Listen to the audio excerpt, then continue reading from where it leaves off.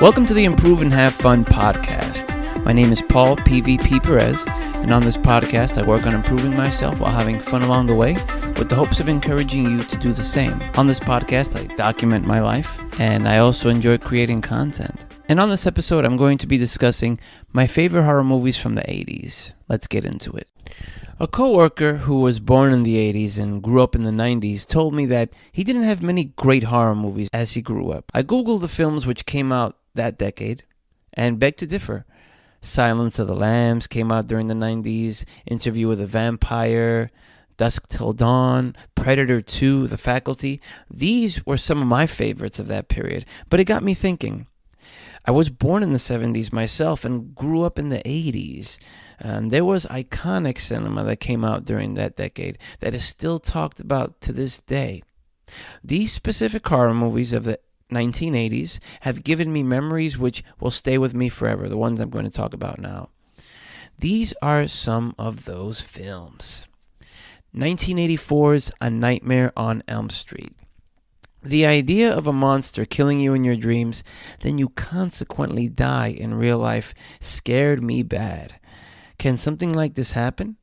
Not in the same way the victims died in the movies, but what if you dreamt of something that caused you to have a heart attack or a seizure, resulting in one's death?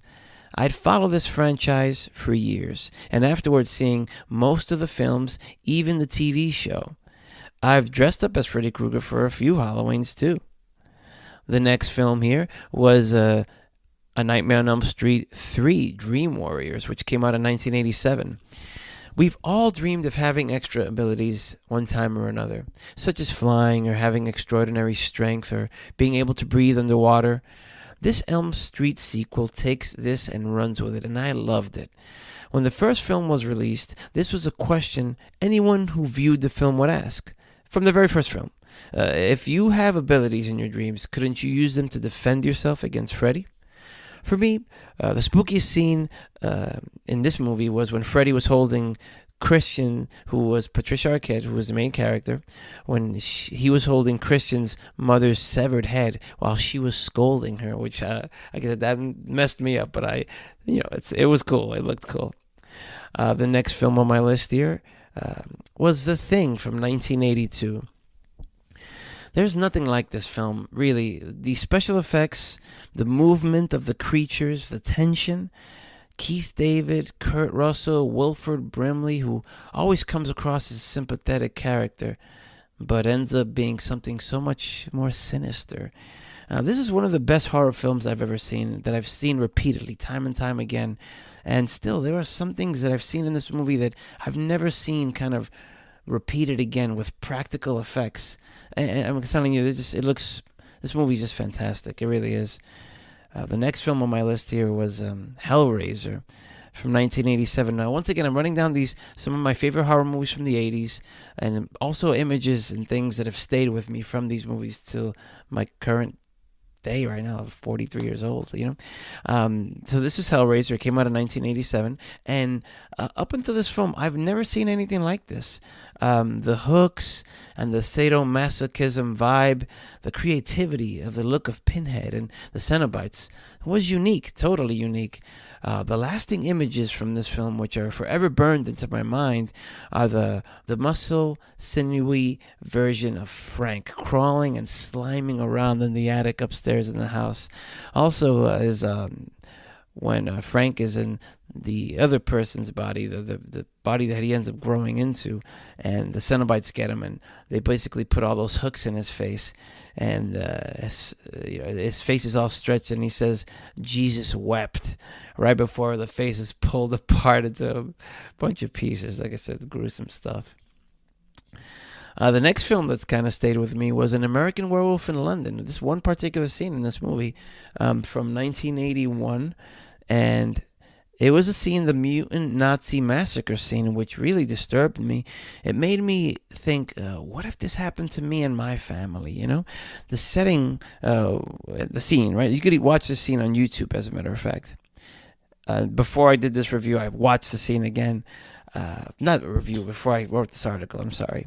The setting was with someone watching TV in the living room, someone else on the dinner table doing homework, and someone else in the kitchen. And I grew up with this same exact kind of image in my own house, in my own apartment, and when I was a kid. And the deranged group of monsters bursting into the apartment and killing us off while the others watch, and like they're waiting their turn in death. I'm telling you, it's gruesome. And at the time, as a kid, my family, my mom was always very protective and would watch the news and just tell us about things. And, I think this movie, I remember Death Wish had a home invasion scene. Like, I think a home invasion thing really spooked me. And, like, seeing it in a monster with monsters and stabbing and slitting throats and all this and that, it really, like I said, it really messed me up. The next film was Poltergeist from 1982. And this was the first movie I'd seen, a horror movie trope I repeatedly see over the years. And it's a terrible idea to build a house above an old burial ground, then decide to live in it. The scene which comes to mind is where the steak starts crawling on its own after it's pulled out from the fridge, and what ensues afterward, which includes a guy ripping his face apart. Yeah, like you could see that scene on YouTube as well. Now, the next film is The Fly from 1986, directed by David Cronenberg. And this was one of the very few films I remember seeing with my sister in the movies, my younger sister, who I'd not in life just have gone many times to go see movies with her. It was Jeff Goldblum's transformation into Brundlefly. It was a sight to behold, and so was his performance. He was really incredible in this movie. His mannerisms, the way he acted, all Jeff Goldblumish, during, like I said, the transformation. The scene where he vomits on the guy's ankle and it dissolves. Gross, but like I said, I love this stuff. So The Fly was definitely one of them. The next movie here is 1987's Evil Dead 2. I stumbled upon Evil Dead 2 one night while it was playing on HBO, and for the next 84 minutes, I was glued to the TV. Until this point, I hadn't seen like a horror comedy like this. Was I supposed to be scared? I love the gags, and I love Bruce Campbell. I'd go on to follow this franchise as well through the movies and excellent TV show Ash vs. Evil Dead, which I recommend is on Netflix now, and it's really, really great. I even read the Freddy versus Jason versus Ash comic, which was fantastic when I read it. But I never played the video game. The video game that came out for the PS2 and the OG Xbox. I never played that game. Now, the next film is Fright Night from 1985, and this was one of the many movie nights I'd spent with my older brother and his friends. I thought my older brother was cool, and I wanted to do whatever he did. I jumped at any opportunity to hang out with him and his friends, and I remembered loving this movie. What stayed with me was the protagonist, Charlie Brewster. Brewster? His friend, the character's name was Evil, and he was great. Like, I remember he ended up doing another horror movie, this particular actor. And also the villain who was the main vampire. His name was Jerry. And his fangs were so big that he couldn't even close his mouth. These were good times. But another film that I'd go to see with my brother, and I think my cousin went along with me with this one, and friends, was Aliens from 1986. And this movie was, and still revered as a horror action extravaganza. And I remember leaving the theater being blown away. I felt satiated in terms of my anticipation for this film at the time. I compare the satiation feeling, to having a full meal and going on about how good it tasted. That's how much I really enjoyed this movie. Another movie, one of my favorites from the 80s, was The Return of the Living Dead from 1985. The first time I'd seen this movie was during a family gathering. All the kids went into one of the bedrooms. I remember pretending not to be scared to see this movie.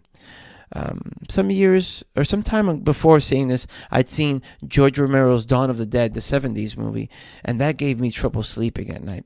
Like I said, so many of these movies have. And this would begin my love affair and repeated viewings of this particular film. A favorite line is, "I like it spooky." And then Spooky saying, "Hey, have some respect for the dead." Another movie on the list here was Creepshow from 1982. And I seen this on VHS. I've seen a lot of these movies on VHS, but I love the comic book scenes, how they transitioned into the movie scenes in the movie. I remember a memorable line from actor Stephen King. He was actually a character in one of the shorts in this movie. Him saying, "Meteor shit," or when the cockroaches burst out of the dead doctor's body. This is the first horror anthology movie I'd see, and it wouldn't be the last. Now, the next movie here is, we're getting down to the end of the list here, was Demons from 1985. I'm going to cover both Demons movies. 1985 Demons, which was Demons 1, and 1986 Demons. This was my formal introduction to Italian horror. As a kid, I'd seen Gates of Hell in passing. It really was in passing, and I say in passing because during most of the gross out scenes, I had my eyes covered. So, like I said, this is all like during the 80s. I'm a kid. I'm like 11, 12, like kind of preteen. So this is what I'm seeing. This stuff, These movies had a different vibe from the American horror I'd seen. A lot more gore. And in your face as well. These films, they shocked me, and they burned images of demons into my mind. Scenes like them running in the movie theater, and like the demons, like the survivors running in the movie theater, and the demons running after them. And later I found out more about Dario Argento and his impact on Italian horror movies, during the 70s and 80s. And I even got to meet him once when I worked at the Hilton. So may he rest in peace, definitely. The next and second to last film on my list here was They Live from 1988. If you got wrestling, sci-fi, I guess a little bit of horror in this, but the combination of wrestling, sci-fi, horror, and John Carpenter mashed into one. And this was, what's not to like about that mashup, Roddy Piper was a hated wrestling character at the time, but how can you not love him in this? I did not like the way this film ends with him dying, and I'm sorry, spoiler alert, but the whole thing with the glasses, being able to see the aliens, and signage with the propaganda, it was fascinating. And who can't forget Piper suplexing Keith David? I'm just surprised that this hasn't been remade yet. I really am. The final movie on my list, I'm just going to note the whole series of the impact it had during the 80s, was, of course, the Friday the 13th series. And there were many teen camp slasher flicks from the 80s, but this series is the one that I've always associated with the subgenre.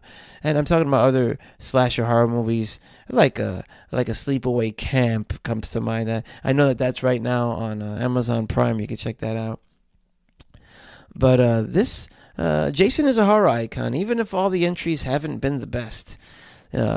This is the first movie or series of movies that made me question the epidemic of girls falling while running away from Mr. Voorhees. I'd love to hear the stories from the writers who came up with that idea. And when one more note I wanted to make, I know that a few years back there was a documentary on the Nightmare on Elm Street series, and there was a documentary on the Friday the 13th series, and I watched those series. I watched those documentaries. Like I said, I always love backstories and some of the things that I enjoyed as a kid. And it's one of the main reasons I've mentioned many times in this podcast. I love wrestling podcasts, and especially when they're talking about stories from being on the road and stuff like that.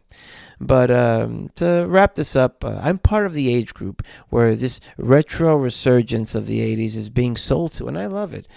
Toys, movies, TV shows, music. When it's done well, I'm all in. Take my money. And these are some of my favorite movies, horror movies from the 80s. Any thoughts, comments? Contact me. Let me know if any of these of my movie choices from the 80s have resonated with you. Also, to support the podcast, I leave all the links as well in the show notes, so you can do that. This is the Improve and Have Fun podcast, and I'll talk to you soon.